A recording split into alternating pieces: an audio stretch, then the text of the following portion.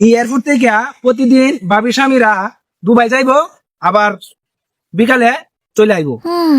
আইসা ভাবির হাতের ডাল ভাত খাইলো, আবার সকালে আবার গেল। এই ছোট, হ্যাঁ আমি একটা দেশ সংস্কারের একটা বই লিখছি।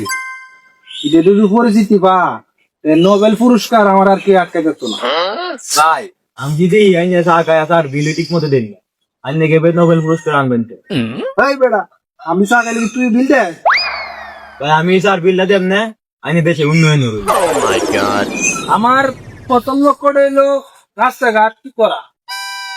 সরকার যখন বাজার সাজাচ্ছে না, রাস্তা মধ্যে ভাঙ্গে সঙ্গে গেলিয়া ডাইরেক্ট মনে হলে নৌকা নামাইলাম গুড়ারাতে মানুষ আইবো যাইবো। তা ঠিক করার কোন দরার নাই। ভালোই রাস্তা যদি কাল হয়ে লাগা তো মনে হচ্ছে নৌকার ভাড়াও কম লাগবে। রাস্তাগুলো ঠিক করে সরকারের বাজারটা লাগে, এই বাজারটা লাগলো না, নৌকা দেওয়া যাওয়া করলে ভাড়াটাও কম লাগলো। যেমন আমরা কি করতাম পারি অন আমরা ছেলেবেলা সব দিনে ফোন দে, আমরা সংসদে কয়তো আমরা সংসদে বইয়া আলোচনা করি কি করা যায়। হ্যালো কই সমস্যা দোয়া তাড়াতাড়ি হঠাৎ করে সমস্যাটা ডাকছেন কেন?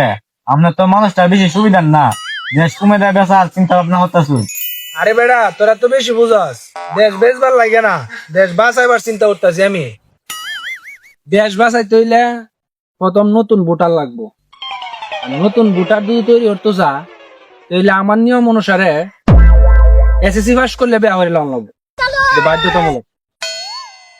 তাইলে তাড়াতাড়ি নতুন ভোটার পাওয়া যাইবো। আমি তো এসএসসি পরীক্ষা চালাইছি, এসএসসি পাস। ওলা আবার কি হর? তোর তো সমস্যা সমাধান করুম ওই। তোর তো আরেকটা সমস্যা আছে, তুই তো বেকার। এটা তো সমস্যা সমাধান করতে হইব।